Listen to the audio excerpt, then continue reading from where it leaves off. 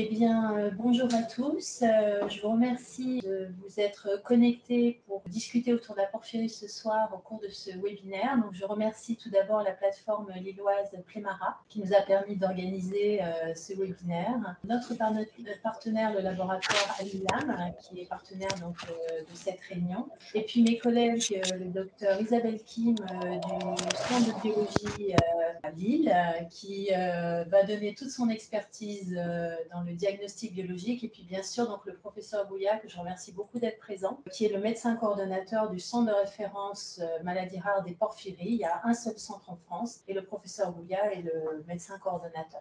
Voilà, ben on va rentrer dans le vif du sujet. J'attends juste que mes diapositives s'affichent.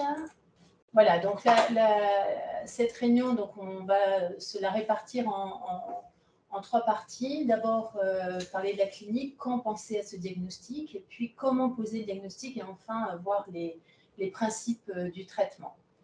Alors, pourquoi on a voulu faire un focus et un webinaire particulier sur cette maladie? Parce que c'est une maladie héréditaire certes rare, mais qui peut engager le risque vital quand elle devient symptomatique, et elle est traitable, ce qui nous oblige à faire le diagnostic, vous le savez. Or, l'errance diagnostique, vous allez voir, est significative, alors même que le diagnostic positif est facile à faire. Alors, tout de suite, je vais vous parler de 4 patients qui sont suivis à Lille. Le cas de Julie, 21 ans, qui, sans aucun antécédent jusqu'à ses 21 ans, s'est mise sur une semaine de temps à avoir des douleurs abdominales associées à une constipation qui va motiver le passage aux urgences à 2 reprises avec un diagnostic effectivement de constipation, puis retour à domicile. La patiente a très mal au ventre, s'automédique, notamment avec du tramadol, et va être réadmise aux urgences, toujours pour le même tableau de douleurs abdominales, qui vont justifier donc une perfusion de tramadol par voie veineuse, et elle va malheureusement s'aggraver sur le plan neurologique avec 3 crises convulsives, un PRES syndrome. Bien heureusement, le diagnostic aura été à ce moment-là évoqué par nos collègues réanimateurs et neurologues, et elle n'a à ce jour aucune séquelle. Le deuxième cas de figure, c'est celui de Marion, qui à partir de l'âge de 15 ans, au moment de sa puberté, a commencé à présenter des douleurs abdominales extrêmement intenses, une fois tous les 4 à 6 mois. Alors, au début, c'était ça, et puis il y a eu des périodes d'accalmie pendant 2 ou 3 ans. Puis à nouveau cette symptomatologie avec divers diagnostics suggérés. Alors au début, les facteurs déclenchants, c'était plutôt la deuxième phase, la phase lutéale du cycle menstruel, et puis après le caractère imprévisible était plutôt très marqué chez cette jeune femme. Et c'était en 2017, au moment de son retour de couche, qu'elle présente à nouveau des douleurs extrêmement sévères qui vont motiver le 4 passages aux urgences sur une même semaine, et à ce moment-là, le diagnostic va être évoqué. Et vous voyez que sur 17 ans, donc entre 15 ans et 32 ans, la patiente aura consulté de multiples spécialistes, divers diagnostics auront été évoqués, elle aura même été hospitalisée en réanimation pour une hyponatrémie avec signe neurologique, elle aura même eu une biopsie rénale pour une insuffisance rénale, et actuellement, elle a une insuffisance rénale stade 2 à 3 et un certain degré de fragilisation psychologique, mais elle va bien. Troisième cas de figure, Stéphane, qui à l'âge de 37 ans a commencé lui à présenter des douleurs abdominales avec constipation 1 à 3 fois par an, avec une aggravation petit à petit de ces symptômes qui justifiaient des hospitalisations pour douleurs abdominales avec accès d'insuffisance rénale aiguë. Le facteur déclenchant était plutôt celui d'un stress, et il y avait également une consommation d'alcool chronique chez ce patient assez marquée. Et puis, sur une semaine de temps, les douleurs abdominales se sont majorées dans un contexte d'altération générale, perte de 10 kg, insuffisance rénale. Il est admis. Et là, le diagnostic va être évoqué, mais le patient va sortir conseil médical dans une situation neuropsychiatrique, d'hétéroagressivité, etc. Il va malheureusement s'aggraver sur le plan neurologique, avec une paralysie et notamment un déficit des releveurs au niveau des membres supérieurs, dont il va garder à ce jour encore des séquelles. Troisième cas de figure, Christelle, 25 ans, qui s'est mise à présenter là aussi des douleurs abdominales de manière mensuelle, associées à des paresthésies du membre supérieur gauche, constipation. Donc ça, c'était au moment de ses attaques. Tout ça, ça a duré 10 mois. Elle a consulté également plusieurs spécialistes, plusieurs explorations ont été réalisées, toutes négatives. Et c'est en fait son médecin traitant qui va évoquer le diagnostic devant la notion d'émission d'urine rouge foncée. Alors vous voyez, le symptôme leader, ça reste les douleurs abdominales très intenses qui apparaissent sous forme de crise.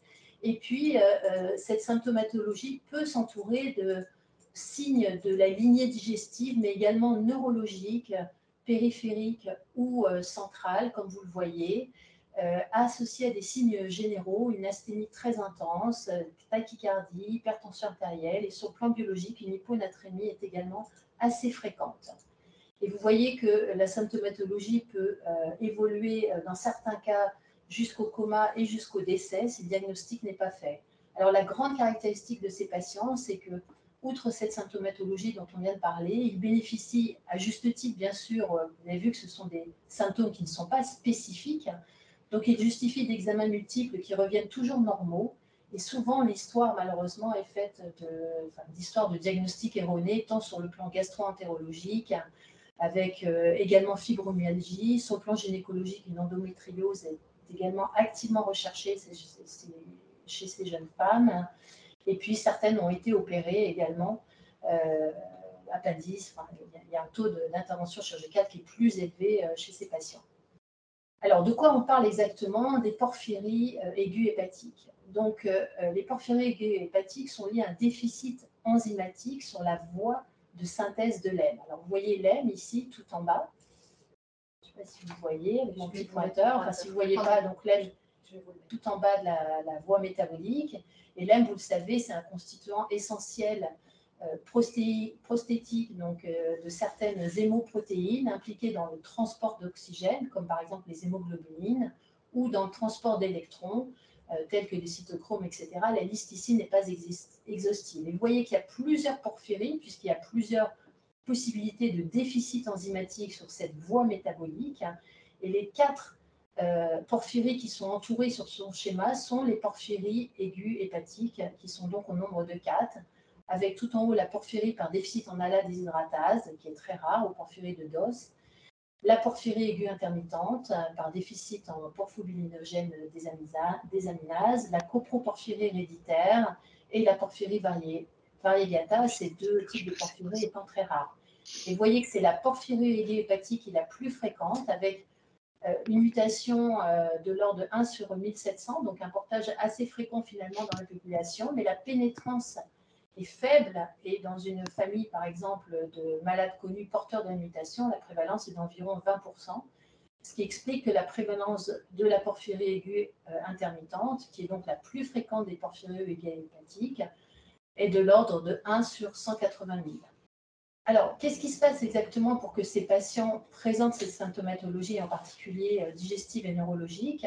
Vous voyez que tout en haut de la voie métabolique, il va y avoir une stimulation chronique de cette première enzyme régulatrice de la voie métabolique, donc c'est l'ALA synthétase, l'ALA S1.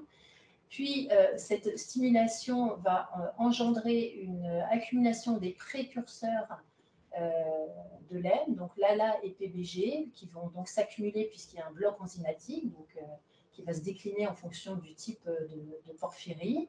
Et donc, tout en bas, il va y avoir un déficit de production de l'hème. Vous savez que l'hème exerce un rétrocontrôle inhibiteur sur l'ALA synthase, et du coup, en cas de déficit de l'hème, ce rétrocontrôle va être levé.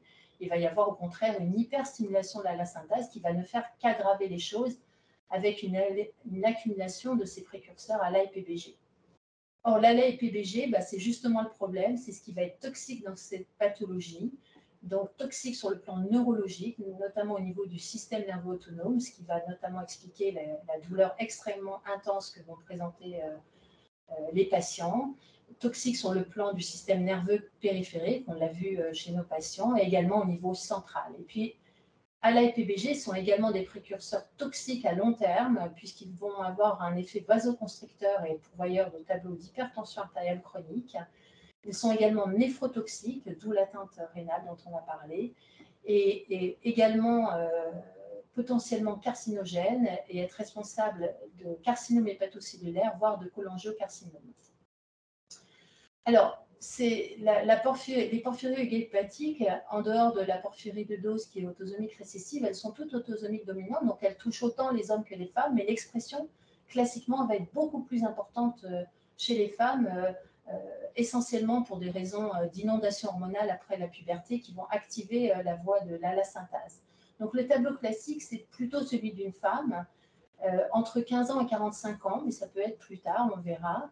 Et les patients vont rentrer dans la maladie, vont devenir asymptomatiques par une crise qui peut durer de 3 à 7 jours. Donc c'est une douleur permanente, ce n'est pas du tout fluctuant, c'est une douleur qui va durer dans le temps, au moins 3 à 7 jours, et qui va s'accompagner donc de cette fameuse douleur abdominale, périombilicale, à type de torsion, droit-mont, qui peut irradier dans les lombes, dans le dos, qui peut s'accompagner de nausées, vomissements et d'une constipation, une diarrhée, mais c'est surtout la constipation qui va être très fréquente chez ces patients. Cette douleur abdominale peut s'accompagner donc d'une atteinte du système nerveux central avec des symptômes, vous allez voir, le spectre est très large, puisque ça peut aller d'une anxiété, d'une irritabilité, dépression, de troubles du sommeil, voire l'installation de troubles neuropsychiatriques. On se souvient du patient Stéphane qui avait une hétéroagressivité extrêmement marquée, et des tableaux plus graves avec confusion, hallucination, convulsions, presse et coma.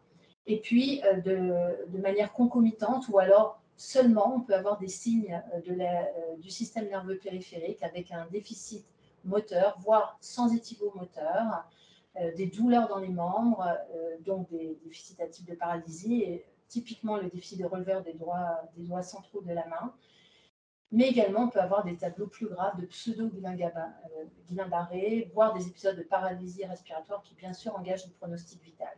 Et puis, outre ces manifestations neurologiques, peuvent donc exister des signes cutanés, mais qui sont assez spécifiques dans les porphyries aiguës hépatiques, de la coproporphyrie héréditaire ou de la porphyrie variegata, dans les zones exposées. Donc, je ne vais pas trop en parler ici.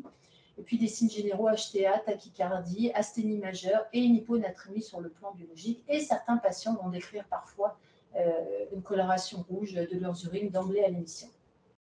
Alors, ce qu'il faut savoir, c'est que les patients vont rentrer dans la maladie donc par une crise aiguë, mais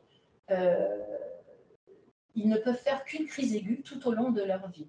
Il faut savoir qu'il y a un peu plus de 10% qui, eux, vont continuer, des patients donc, vont continuer à faire des crises récurrentes, soit fréquentes, plus de 4 par an, soit un peu moins fréquentes. Mais vous voyez que c'est un peu plus de 10% seulement de ces patients qui ont présenté une crise inaugurale de la maladie qui vont continuer à présenter des crises par la suite. Et ces patients-là, justement, qui ont des crises récurrentes, eux vont présenter des symptômes chroniques entre les crises, à type de douleur abdominale, douleur neuropathique, anxiété, fatigue, etc. Donc, vous voyez un large spectre également de symptômes. Et puis également présenter des complications, donc on l'a dit, par atteinte du rein, du foie et une hypertension artérielle. Alors, qu'est-ce qui peut déclencher ? Oui, il y a des facteurs déclenchants de ces crises, mais qu'on n'identifie pas toujours. Et c'est souvent l'âge, le contexte, le sexe, la pénétrance de la maladie qui vont rendre le patient plus ou moins sensible finalement au risque de faire une crise aiguë. Alors, vraiment, la puberté, la période prémenstruelle, les variations hormonales sont des situations à risque et peuvent déclencher des crises de porphyrie chez la femme, mais pas toujours.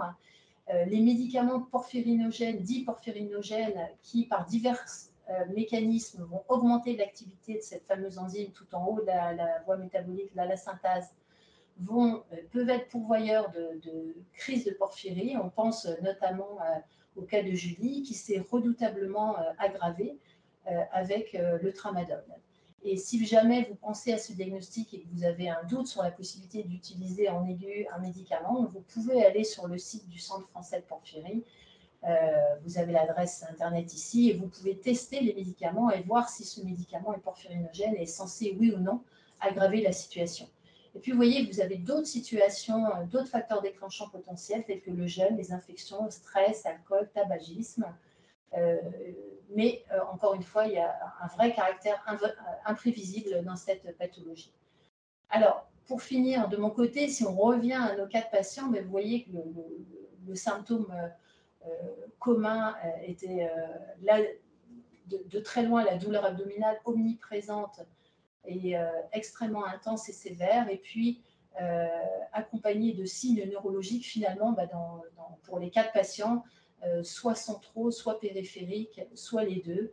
Et si jamais vous avez un patient qui présente un tel tableau clinique digestif associé à des anomalies neurologiques et des hyponatrémies, on n'est pas obligé d'avoir les 3 associés pour y penser, mais quand même, là, vous avez un sérieux contexte pour évoquer ce diagnostic. Et si vous évoquez ce diagnostic, faites un test au lit du malade de photooxydation chez les patients graves, notamment quand il y a une atteinte neurologique. Ça peut nous faire gagner beaucoup de temps sur le plan diagnostic et donc thérapeutique. Mais le docteur Isabelle Kim va tout vous expliquer. Je vous ai juste mis ici, on pourra y revenir, les numéros d'urgence que vous pouvez contacter H24 si vous avez cette suspicion, notamment au Centre français de porphyrie. Je laisse la parole à ma collègue Isabelle. Bonjour. Alors, effectivement, maintenant, comment on peut faire le diagnostic de ces maladies? Alors, avant de rentrer dans le vif du sujet, je voudrais juste rappeler, parce que je suis biochimiste et je ne peux pas m'en empêcher, que qu'est-ce que c'est qu'une porphyrie? Une porphyrie, c'est cette grosse molécule que vous voyez en haut de l'écran, et elle est caractérisée par des doubles liaisons conjuguées et par des atomes d'azote. Et ça veut dire quoi? Ça veut simplement dire qu'elle a des électrons délocalisés qui lui permettent d'absorber et d'émettre de la lumière. Et c'est pour ça qu'elle est fluorescente, rouge violacée, d'où le nom de porphyrie donné à ces molécules.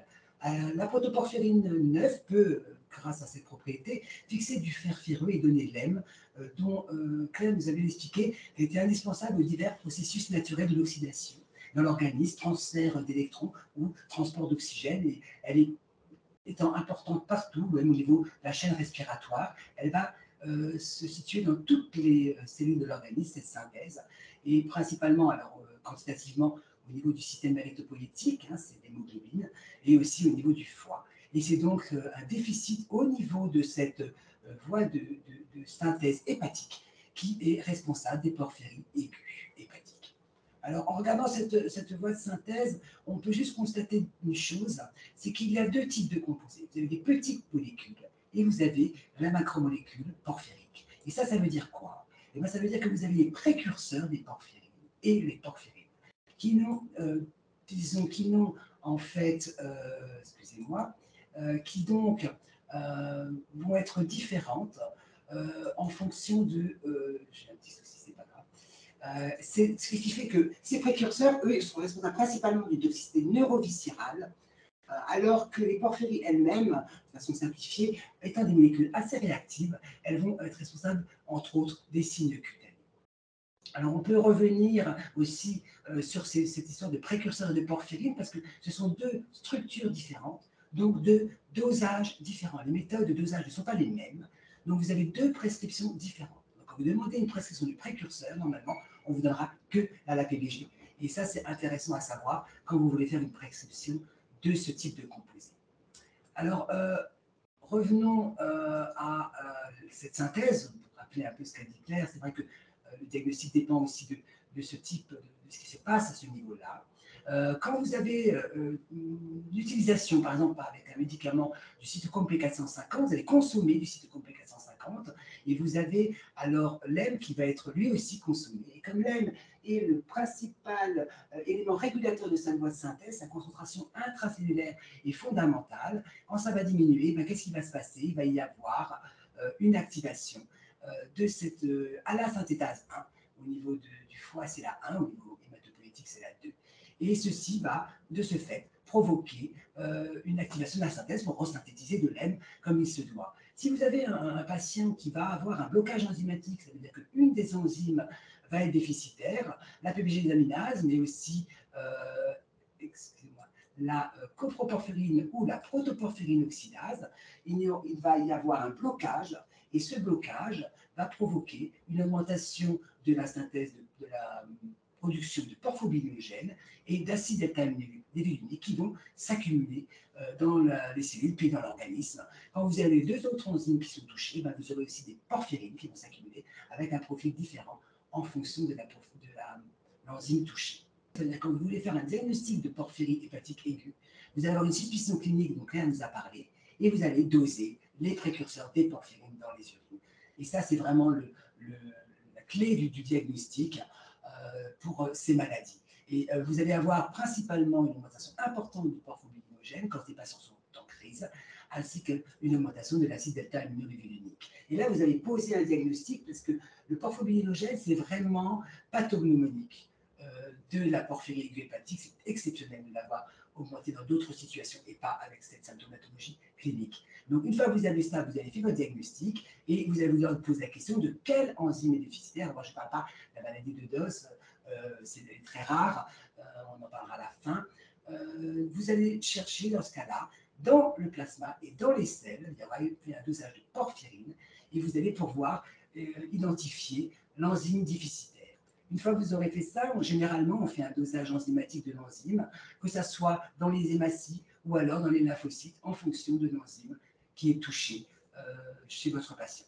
Et en finale, bien sûr, on finira par l'étude génétique. Alors, dans certains cas, on va directement du diagnostic différentiel dans le plasma et les selles, s'il est suffisamment parlant, et on ira directement à l'étude génétique. Les enzymes, ce n'est pas toujours facile à doser, parce que, comme on l'a dit, ce sont des maladies qui sont dominantes. Les enzymes sont actives à 50% en moyenne.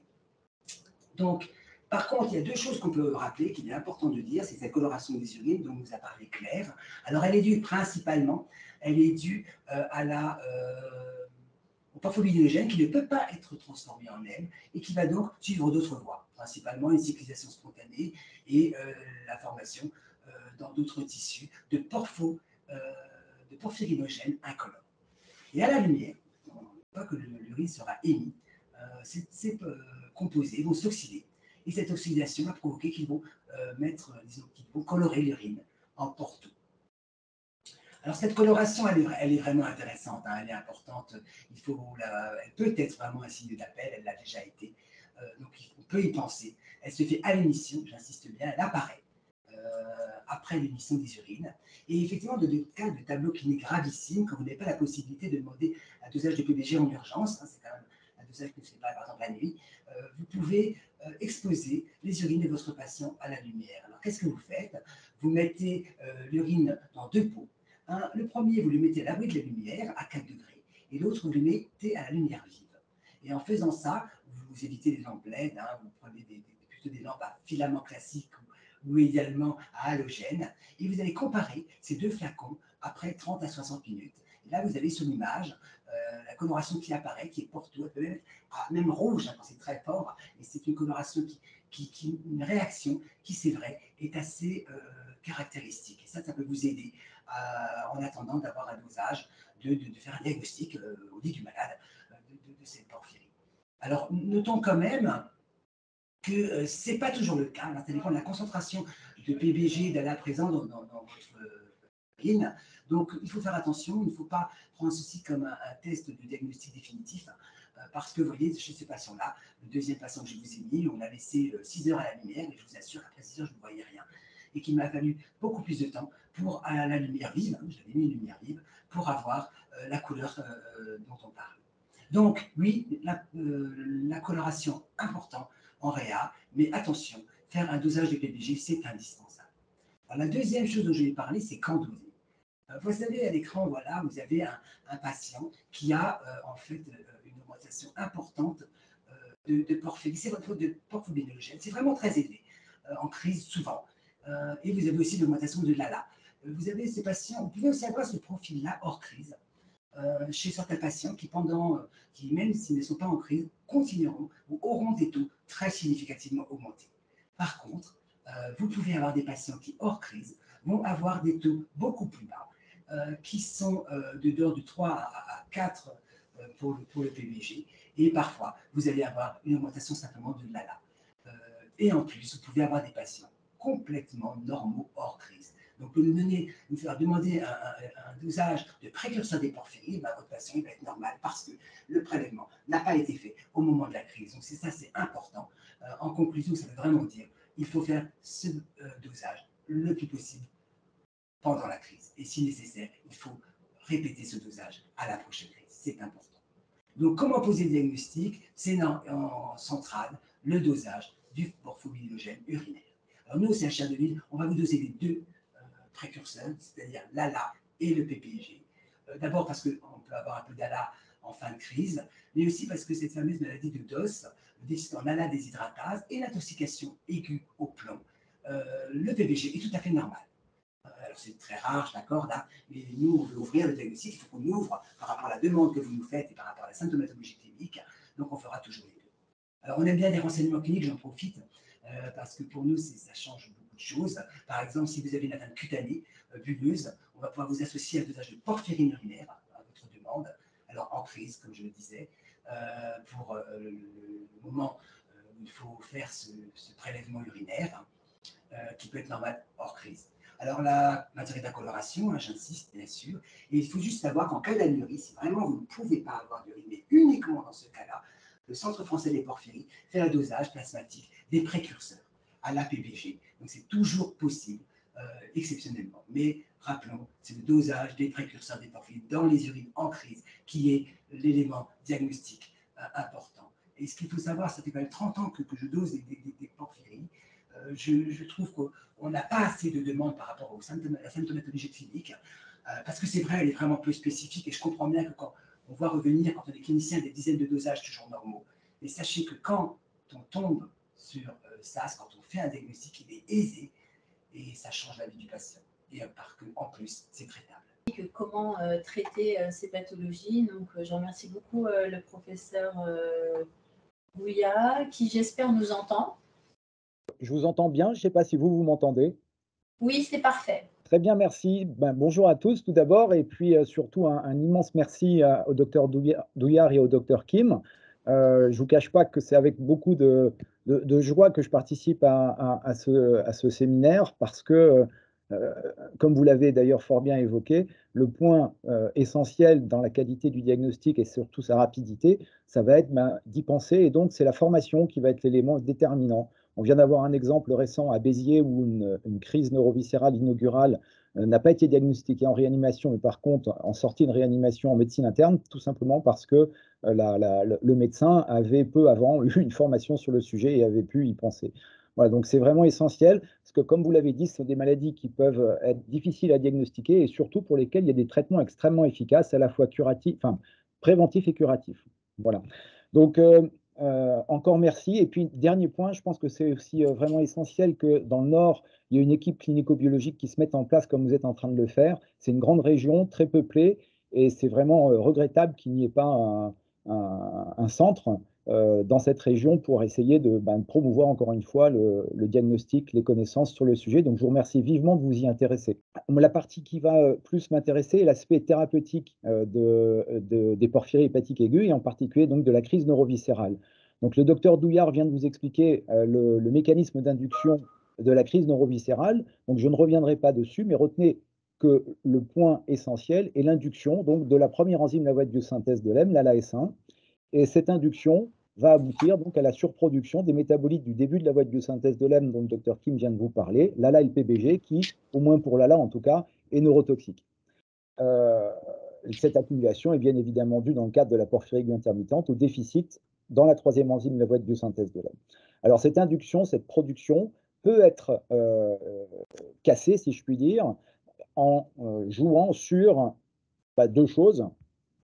Le traitement, l'éviction des facteurs déclenchants qui ont été évoqués tout à l'heure par le docteur Douillard, et par la réintroduction de cette boucle de rétrocontrôle négatif sur la voie de biosynthèse de l'hème sur l'enzyme ALAS1. Alors, on dispose d'un médicament qui permet d'introduire dans l'organisme, et plus particulièrement dans le foie via l'albumine, de l'hème, ce qui est un produit dérivé du sang, c'est de l'hème humaine, à 3 mg kg. Pour des patients de plus de 50 kg, on donne d'emblée une ampoule complète, on ne tient pas compte du dosage poids. Donc, en fait, en réintroduisant de l'hème, vous allez abaisser l'induction de l'enzyme ALAS1, réduire la production de l'ALA du PBG et permettre en 3 à 4 jours une amélioration très importante du statut du patient. Le seul problème, c'est que si vous intervenez alors que le patient est déjà tétraplégique, intubé, ventilé, vous allez sans doute le sauver, mais il va mettre un an pour récupérer. L'autre aspect thérapeutique intéressant est l'administration de glucose, 200 à 300 grammes par jour, c'est colossal, mais l'objectif est de créer en fait une induction, une surproduction d'insuline qui va avoir une action sur un corécepteur, un coactivateur transcriptionnel de l'ALA-S1 qui s'appelle PGC1-alpha. Et cette action insulinique va en fait freiner l'activité PGC1-alpha et va donc limiter l'induction transcriptionnelle d'ALA-S1. C'est pas le médicament qui marche le mieux, hein, le glucose, mais ça aide quand même un petit peu. Donc le point essentiel, comme on l'a évoqué, c'est arrêter les facteurs précipitants, hein. Il va falloir arrêter par exemple une prescription médicamenteuse toxique pour le patient, traiter une infection, résoudre un problème de stress, c'est plus difficile, mais enfin en tout cas, il va falloir essayer de jouer au maximum déjà sur les médicaments et sur l'infection quand il y en a une. Alors évidemment, il y a toutes les mesures de réanimation à prendre, et là, elles n'ont pas de caractère particulier, hein, c'est de la réanimation tout à fait classique. L'hyponatrémie, peut-être, a une dimension un petit peu particulière. Il n'y a pas si longtemps que ça, une patiente qui avait une porphyrie variegata qui a fait une crise inaugurale non diagnostiquée avec une hyponatrémie extrêmement profonde et qui a probablement été euh, corrigée un peu trop rapidement. Elle a fait une myélinose pontique, la malheureuse dame. Voilà, donc autrement, essayez effectivement au maximum de respecter les contre-indications médicamenteuses, sachant qu'en situation d'urgence vitale, on se moque un petit peu des médicaments, puisqu'on aura quand même, fort heureusement, le support de l'arginate d'émine pour arriver à rétablir l'équilibre du fonctionnement de la voie de biosynthèse de l'amine. Donc, essayez de respecter bien sûr, hein, ces contre-indications, mais il faut savoir pouvoir aussi y déroger. Quelques éléments de physiopathologie. On a évoqué à plusieurs reprises que les précurseurs, et en particulier l'ALA, puissent être neurotoxiques. Effectivement, ça a été fortement suspecté. Je vais vous expliquer un petit peu pourquoi, en particulier parce que l'ALA a une structure qui ressemble beaucoup au GABA, et une grande partie des symptômes qui ont été évoqués par le docteur Douillard ressemblent à une hyperactivité GABAergique. Une autre hypothèse était celle de la carence en M, mais vous allez voir qu'on a des éléments avec, en particulier, les transplantations hépatiques qui ont été réalisées chez certains patients qui ne vont pas dans ce sens. Alors, si on essaye de donner quelques éléments qui vont dans le sens de la toxicité de l'ALA, déjà, il n'existe pas de crise neuroviscérale sans augmentation de l'ALA et du PBG. Moi, j'en ai personnellement jamais vu et je n'ai jamais entendu parler de crise qu'on puisse qualifier de neuroviscérale sans cette augmentation. Ensuite, vous avez un traitement qui est efficace, je viens de vous le dire, l'EM. Et l'EM, la première action, ça va être de baisser la production d'ALA. Donc, quand on baisse la production d'ALA, on a toujours une amélioration clinique chez les patients. Moi, je n'ai jamais vu un patient qui résistait à des injections répétées d'arginate d'émine. Ensuite, comme ça a été déjà évoqué aussi, le déficit en ALA-D, hein, où on a seulement une accumulation d'ALA, donne des crises neuroviscérales assez typiques. Mais vous avez d'autres circonstances pathologiques où on observe aussi des augmentations de l'ALA dans la tyrosinémie hépatorénale de type 1, dans l'intoxication au plomb. Et là, pareil, on a des symptômes cliniques qui se rapprochent beaucoup des crises neuroviscérales chez ces patients, alors qu'il n'y a là pas de PBG qui s'accumule. Alors, il y a d'autres éléments qui nécessitent néanmoins quand même un petit peu de distance. C'est que, quand et le docteur Kim vous en a parlé, il existe de nombreux patients qui ont des porphyries hépatiques aiguës asymptomatiques et qui pourtant ont, quand on mesure dans leurs urines, des taux d'ALA et de PBG qui sont parfois très augmentés. Ça peut paraître assez surprenant, mais moi j'ai déjà vu des patients avec 50 d'ALA qui me parlaient calmement sans aucun symptôme. Donc je pense qu'il faut considérer l'ALA comme une condition nécessaire, mais pas forcément comme une condition suffisante pour expliquer l'ensemble des manifestations. Et à cet égard, je préciserai aussi que des patients avec un même taux d'ALA dans les urines peuvent, dans certains cas, avoir des symptômes et même sévères, et dans d'autres cas, avec exactement le même taux, voire des taux supérieurs, et n'avoir aucun symptôme, ce qui est quand même aussi un petit peu troublant. Mais retenez, je pense quand même qu'il est indispensable d'avoir de l'ALA dans les urines pour qu'un patient puisse présenter une crise neuroviscérale. Alors, l'élément qui va démontrer que la carence en M n'est pas l'élément central et que le foie est bien, lui, par contre, l'élément vraiment déterminant, ce sont les transplantations en domino qui ont été réalisées en Angleterre, ou des foies de patients porphyriques qui ont été traités à l'époque par des transplantations. Ça a été réalisé, il y a une vingtaine de transplantations qui ont été réalisées en Europe, chez des patients qui présentaient des crises hyperalgiques et surtout extrêmement récurrentes, hein, avec des patients chez qui le traitement par arginate-démine devenait quasiment constant. Et donc, il y a des patients qui ont bénéficié de transplantation hépatique. Et comme vous le voyez sur le graphique en bas, les taux d'ALA et de PBG chutent très rapidement après la transplantation, et cliniquement, les patients ne sont plus du tout symptomatiques, alors que quelques jours auparavant, ils étaient encore en état de crise. Alors, ce qui a été réalisé, donc, c'est des transplantations de ces foies de patients porphyriques chez des patients qui n'étaient pas éligibles à une transplantation hépatique classique, des patients en général qui avaient des cancers à des stades très avancés et incurables. Et bien, ces malheureux patients, non seulement sont décédés de leur cancer, mais sont décédés de leur cancer en exprimant la porphyrie aiguë intermittente, en exprimant des crises neuroviscérales. Et évidemment, dans ce cas, seuls les tissus le tissu hépatique était porteur de la mutation, les tissus périphériques, et en particulier splanchniques, nerveux, n'étaient pas porteurs de la mutation. Donc ça montre bien que ce n'est pas la carence en M, dans ce cas, qui était au niveau périphérique responsable de la symptomatologie. Alors, je vais vous parler maintenant rapidement d'un nouveau traitement extrêmement intéressant, qui est un traitement par siRNA, qui est développé donc, depuis quelques années pour freiner l'enzyme ALAS1 en dégradant l'ARN messager. Ce traitement est adressé au foie par l'intermédiaire des récepteurs aux protéines sialylées, et donc ce siRNA est couplé à des galactoses qui vont avoir une affinité nanomolaire pour ces récepteurs. Ils vont rentrer par la voie du lysosome à l'intérieur de l'hépatocyte. Ensuite, il va y avoir la dégradation par le système RISC classique de l'ARN ALAS1, et ça va permettre donc de freiner l'induction de cette enzyme. Alors biologiquement, ça marche redoutablement bien. Comme vous pouvez le voir, on a un effondrement immédiat. Il faut à peu près une semaine, 10 jours pour arriver à atteindre le point bas, et on a des effondrements qui sont de l'ordre de 70%, et même plus, hein. On a des patients chez qui on arrive à normaliser les valeurs, hein. Voilà. Donc c'est redoutablement efficace. Au niveau clinique, qu'est-ce que ça donne? Comme vous pouvez le voir là, on a une diminution d'environ 70% en moyenne et 90% en médiane du nombre de crises neuroviscérales si on regarde un taux annualisé. Donc c'est extrêmement puissant.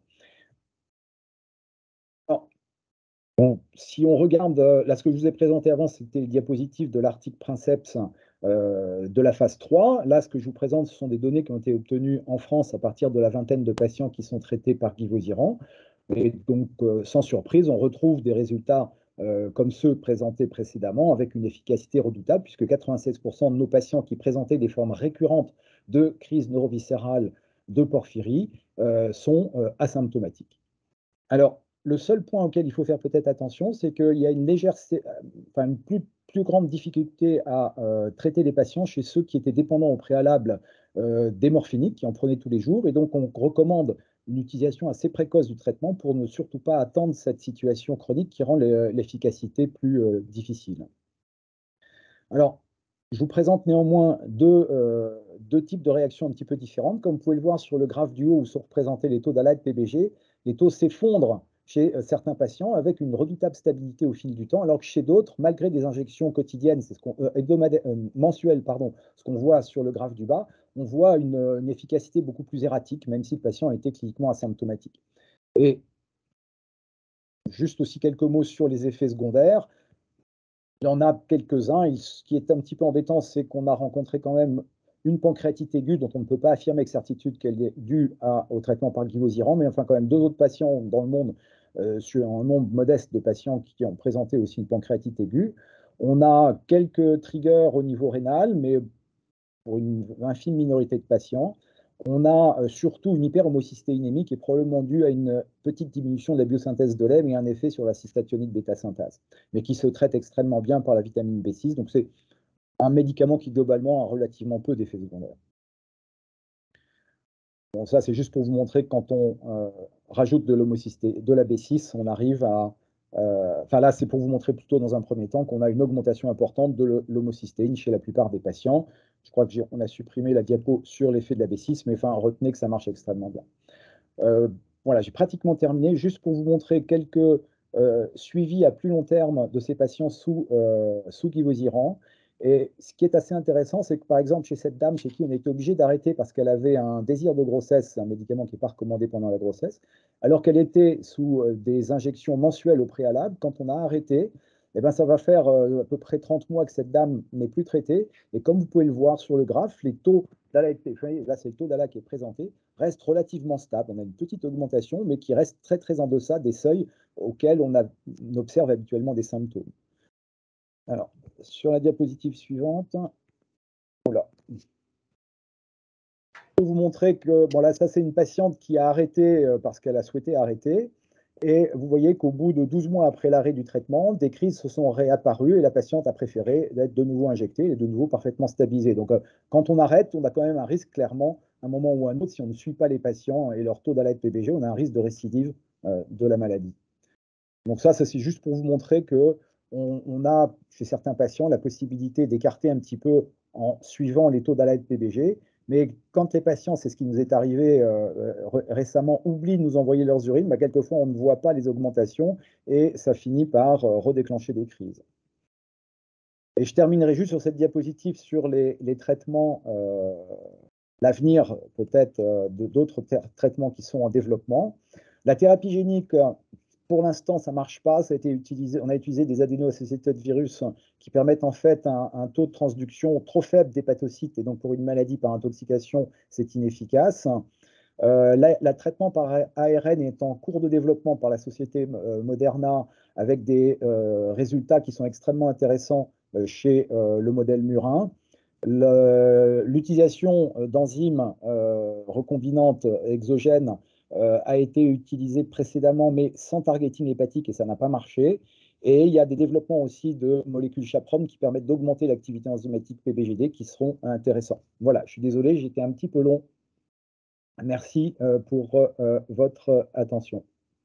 Voilà, donc en fait, voilà, on a un petit peu de temps, un petit quart d'heure, voire plus si nécessaire, mais pour répondre à vos questions, bah, posez vos questions sur le chat. Et là, déjà, je vois donc, bonjour, pouvez-vous nous dire, pour information, combien coûte le dosage urinaire? Pouvons-nous le faire en quasi-routine chez nos patients douloureuses chroniques?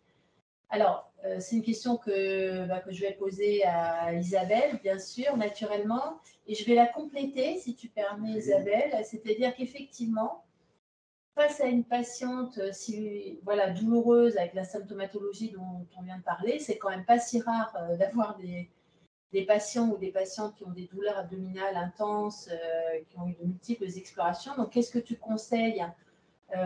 Qu'est-ce qu'on dit en pratique pour faire le diagnostic alors que les patients sont chez eux, en ville, etc. Ils ont mal au ventre par crise.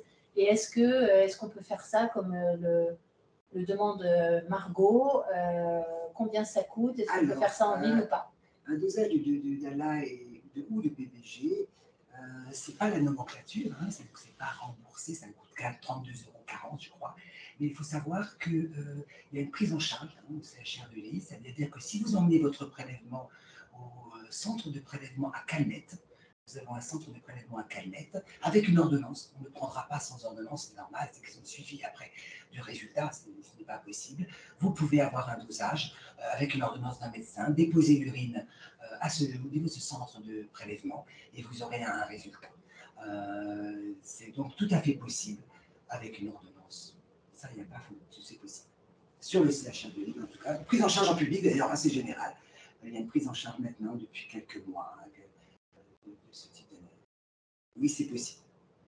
Est-ce qu'on peut dire, alors je laisserai le professeur Gouya compléter, mais on peut conseiller aussi à des patients chez qui vous suspectez voilà, une porphyrie, hein, au vu de la symptomatologie dont on vient de parler, vous pouvez leur dire, voilà, quand vous avez mal, votre première miction au décours de cette crise douloureuse, pendant que vous avez mal, vous gardez un échantillon d'urine que vous protégez de la lumière, que vous enveloppez un peu dans du papier alu, que vous mettez au réfrigérateur et le lendemain, vous allez au laboratoire porter votre petit pot urine, alors, ou à Calmette d'emblée. Dans un laboratoire, oui, dans un laboratoire public. Avec l'ordonnance que vous aurez donnée à la patiente. Si vous suspectez, vous pouvez très bien faire une ordonnance à l'ALPBG, donc des précurseurs que vous remettez au patient et qui s'en servira s'il a besoin. Je ne sais pas si M. Gouya il veut compléter. Je n'ai pas grand-chose à dire de plus, hein, vous avez bien résumé la situation. C'est un dosage qui coûte honnêtement pas grand-chose et qui devrait être utilisé de façon vraiment très large, hein. Dès qu'on a une situation où on a des douleurs abdominales inexpliquées, multi-explorées et sans diagnostic de précision, il faut à tout prix y penser. Il y a d'autres circonstances qui peut-être aussi peuvent justifier une mesure d'ALA PBG. C'est, je dirais, en hépatologie, chez les patients qui ont des hépatocarcinomes, des cholangiocarcinomes sans facteur éthiopathogénique clair. Je crois qu'il ne faut vraiment pas hésiter à doser l'ALA-LPBG. Il est probable que vous finirez par trouver des patients présentant le trait d'une des porphyries hépatiques aiguës. En situation d'insuffisance rénale, c'est un peu plus compliqué. On a déjà fait quelques essais. On n'a pas pour l'instant réussi via le biais de patients qui avaient des insuffisances rénales compatibles au niveau histologique. Hein, ça donne des atteintes tubulo-interstitielles et micro-artériolaires. Et donc, pour l'instant, on n'a pas encore réussi à identifier de patients par ce biais. Mais par le biais du cancer hépatique, oui, on a réussi à en avoir quelques-uns, en particulier aussi nos collègues bordelais en ont. Autrement, effectivement, face à une douleur abdominale inexpliquée, en particulier chez une jeune femme, il ne faut vraiment, vraiment pas hésiter. Et c'est vrai que c'est extrêmement dommage d'être amené à faire le diagnostic au stade de la réanimation, parce qu'il y a quand même un risque majeur chez le patient, en particulier d'utiliser des médicaments qui sont quand même potentiellement inducteurs et donc qui majorent les crises de porphyrie. En France, depuis une quarantaine d'années, le centre existe depuis 1974. On n'a pas eu de patient qui soit décédé d'une crise de porphyrie de patients connus, je m'entends, un patient qui était connu porphyrique. Par contre, et ça on le voit quand on fait les arbres généalogiques, les enquêtes familiales, on apprend que la tante X ou la tante Y, à l'âge de 20 ans, est décédée. Elle ne s'est pas réveillée après une intervention chirurgicale parce qu'elle avait très mal au ventre et il y a eu une laparotomie, elle ne s'est pas réveillée. Ça, vous pouvez être sûr que c'est un patient qui a été anesthésié, qui était en crise, qui a été anesthésié avec du phénobarbital à l'époque et qui ne s'est jamais réveillé. Voilà, donc n'hésitez vraiment pas, c'est un diagnostic qui est difficile à faire parce qu'il faut y penser, mais qui est très facile au niveau biologique. Et surtout, si vous avez de l'ALA du PBG strictement normal dans les urines de votre patient et qu'elles ont été prélevées, ces urines, au moment où le patient était symptomatique, vous pouvez oublier la porphyrie. La valeur prédictive positive comme négative du test est vraiment très très bonne. D'accord, merci. Et alors, reste la question du traitement en aigu. Quand ces patients sont hospitalisés au stade réanimatoire ou avant, ils ont des signes neurologiques, c'est vrai que, donc vous nous avez expliqué, on les bourre de sucre, entre guillemets, et puis on a recours à l'émine humaine s'il y a des critères d'émine humaine. Souvent, on passe un petit coup de fil, en tout cas au Centre français de porphyrie, parce qu'on ne peut pas lutter contre leur grande expérience et expertise. Mais en tout cas, il faut savoir que l'émine humaine, c'est le norme au sang, et qu'il n'y en a pas partout. Mais quand il y a un patient en périphérie, et c'est arrivé il y a à peu près 3-4 mois, une patiente en périphérie, bah, voilà, et en appelant, on peut faire transférer une ampoule du CHU de Lille vers le centre périphérique sans problème.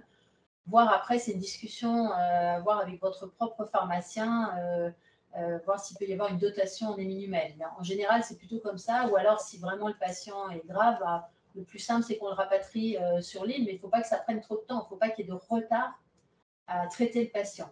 Donc, on a souvent cette question sur qui a le normosan, comment on s'en procure.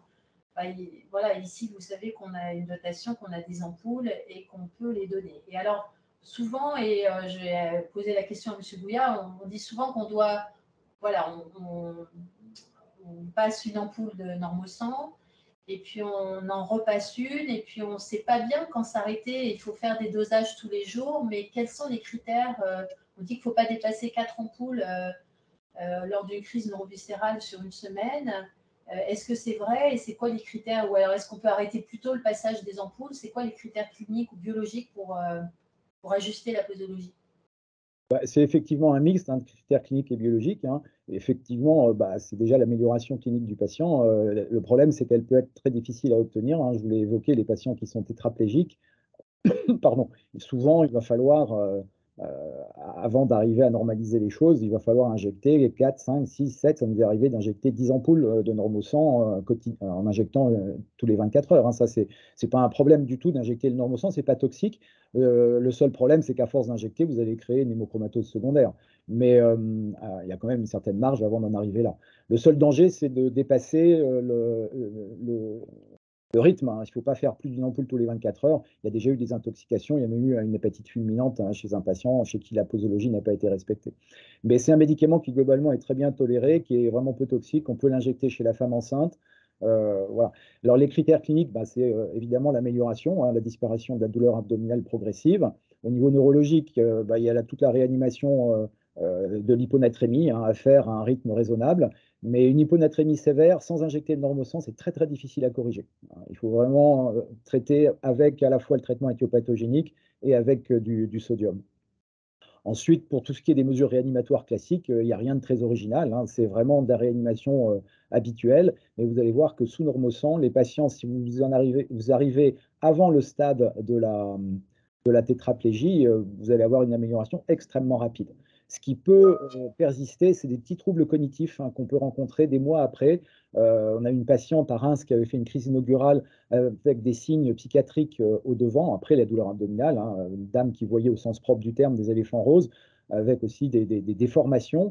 Et ces déformations ont persisté alors que les taux d'ALET-PBG étaient strictement normalisés, y compris dans le LCR. On avait mesuré dans le LCR chez cette dame. Elle a eu des symptômes neurocognitifs pendant bien une année, alors qu'on avait des taux d'ALET-PBG qui étaient bien contrôlés. Donc il faut suivre au niveau clinique et il ne faut absolument pas hésiter à passer du normosang, même si vous devez passer 4, 5, 6 ampoules. Voilà.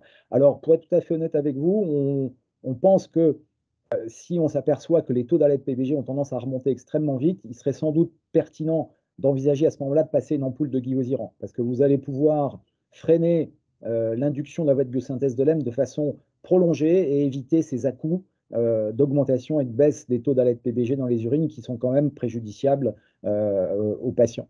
Voilà, donc ça, c'est quelque chose qu'on n'a pas encore fait, mais dont on a déjà discuté avec nos collègues à l'Europe, et ça semble être probablement une bonne option pour les patients chez qui on a, malgré tous nos efforts, une réinduction régulière et assez difficile à contrôler de la voie de biosynthèse de l'hème.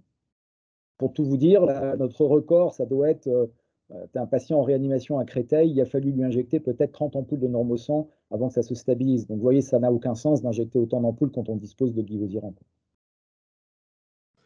Ok, très bien, merci. Une petite question aussi sur le guivosiran dont on voit les effets spectaculaires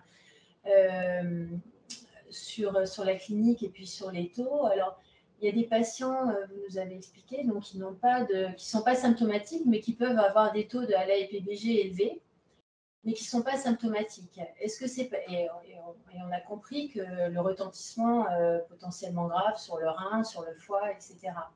Est-ce que ces patients non symptomatiques relèvent d'un traitement tel que guivosiran, par exemple, pour les préserver de complications rénales ou hépatiques? Alors, vous posez là la question qui agite tout le landerneau des porphyrinologues et à laquelle personne n'a vraiment de réponse. Il est clair que d'un point de vue strictement théorique, on aurait très envie d'injecter guivosiran à ces patients qui ont des valeurs d'ALET-PBG élevées, ce d'autant que quand on regarde ceux qui font les complications hépatiques, on a des bons arguments, en particulier une publication récente de nos collègues suédois, pour penser qu'il y a une corrélation entre les taux d'ALET-PBG de base chez les patients, hein, hors crise, et le risque d'hépatocarcinome en particulier. Donc évidemment, on aimerait bien baisser. Maintenant, on n'a pas la preuve, il n'y a jamais eu d'étude qui a été réalisée qui montre qu'en baissant les taux d'ALET-PBG, on va effectivement diminuer ce risque. Donc c'est très embêtant parce qu'on n'aurait aucun effet secondaire. Je crois qu'on se serait laissé tenter, mais sachant qu'il y a quand même cette hyperhomocystéinémie qui est vraiment à des valeurs parfois, le record, c'est une patiente à Montpellier qui avait 550 d'homocystéine. C'est quand même colossal. On a une dame qui certes avait un déficit, je ne sais plus, en facteur, en protéine S ou C, et qui a quand même fait une embolie pulmonaire sous guivosiran, alors qu'elle avait été traitée avec des dizaines et des dizaines d'ampoules de normosang, qui est un médicament prothrombotique et qui n'avait jamais fait d'accident thromboembolique jusque-là. Et elle a quand même fait une phlébite avec une embolie pulmonaire et une dysfonction du VD, quoi. Donc on a quand même quelques craintes sur une utilisation massive de guivosiran parce que les patients qui ont des taux d'ALA et de PBG élevés chez les patients atteints de PAI, c'est très fréquent, hein, c'est facilement 10 à 20% des patients. Donc c'est tentant, on aimerait bien, mais on n'ose pas pour l'instant. D'accord, merci beaucoup. Alors, je regarde, est-ce qu'il y a d'autres questions? Non. Est-ce que, Isabelle, tu as des questions à poser en particulier? Non, bah écoutez, si je ne sais pas si quelqu'un, non, je pense qu'il n'y a pas d'autres questions, mais le docteur Kim a une petite question. Comme il y a combien de temps l'ALA dans l'atteinte rénale, c'est l'ALA qui est toxique dans l'atteinte rénale. Est-ce qu'on sait cette atteinte rénale, d'où est-ce qu'elle vient? Alors, si je peux me permettre, docteur Kim, c'est une corrélation observée, effectivement.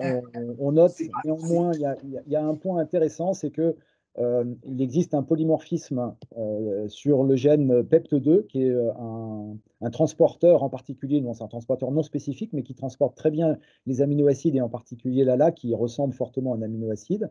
Et il existe un polymorphisme dans le promoteur qui joue sur, au bout du compte, l'efficacité de la réabsorption des aminoacides. Hein. Il y a des réabsorbeurs rapides et des réabsorbeurs lents.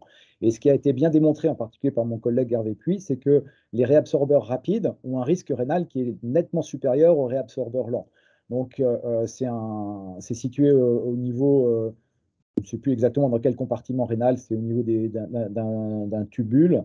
Et la réabsorption en fait de l'ALA est probablement quand même l'élément déterminant, puisqu'on voit bien que quand on réabsorbe moins, on a moins de risques. Et les patients qui ont des taux d'ALA plus bas ont moins de risques rénal aussi que les patients qui ont un taux d'ALA plus élevé.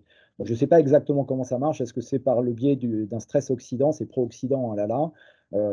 C'est possiblement ça. En tout cas, il est clair que c'est probablement l'ALA, puisqu'il y a ces deux paramètres, à la fois les taux élevés d'ALA sont plus à risque, les patients ayant des taux élevés sont plus à risque de faire la dysfonction rénale, et les réabsorbeurs rapides aussi.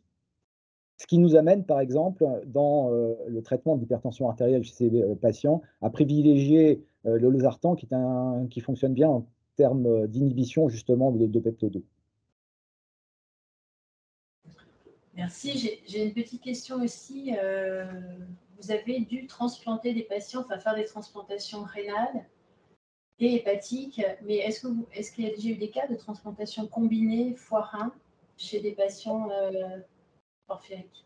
Eh ben, on en a évité une il n'y a pas longtemps chez le docteur Bouchoul à Rouen, pardon, qui avait une patiente extrêmement sévère qui faisait des crises récurrentes et qui avait une insuffisance rénale terminale, et se posait la question, c'était juste avant de enfin, c'était au moment de Givosiran, c'était un petit peu euh, à la fin de la phase 3. On n'avait pas encore vraiment accès encore complètement à la molécule, et se posait la question de savoir est-ce qu'on attendait un petit peu et on essayait Givosiran chez cette dame, ou on faisait une transplantation rein-foie, sachant qu'on avait aussi cette petite inquiétude éventuellement de l'effet de Givosiran sur le greffon transplanté. Et on a pris la deuxième option, à savoir donc d'attendre que Givosiran soit accessible et donc de traiter cette patiente avec. Et ça a été une franche réussite, puisque cette dame actuellement est totalement asymptomatique au niveau de la porphyrie, a un greffon. Les dernières nouvelles, elle est à 150 de créate sur son rein, ce qui me semble tout à fait correct pour un rein greffé. Et donc, on a évité quand même la transplantation hépatique chez cette dame qui, je ne vous l'apprends pas, a quand même parfois peut conduire à des problèmes. Hein. Je crois qu'on a 5 patientes en France qui ont été transplantées rénales, on en a quand même 2 qui sont décédées quelques années après, quoi. Donc, j'aurais tendance à dire que ce n'est pas un critère limitant et qu'il ne faut pas hésiter à utiliser Givosiran, même chez des patients qui ont une fonction rénale altérée. Ça reste un petit souci. Il faut surveiller peut-être d'un peu plus près les patients, mais globalement, on a quand même assez peu de triggers de safety de ce côté-là.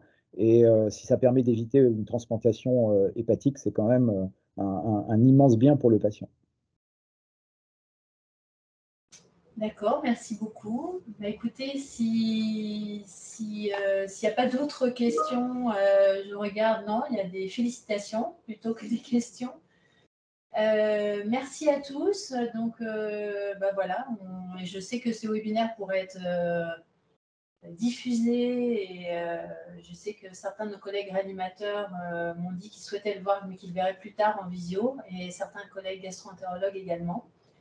Donc, bah merci beaucoup au docteur Kim, ma collègue, et puis évidemment, merci beaucoup au professeur Gouya d'avoir participé et partagé votre expertise.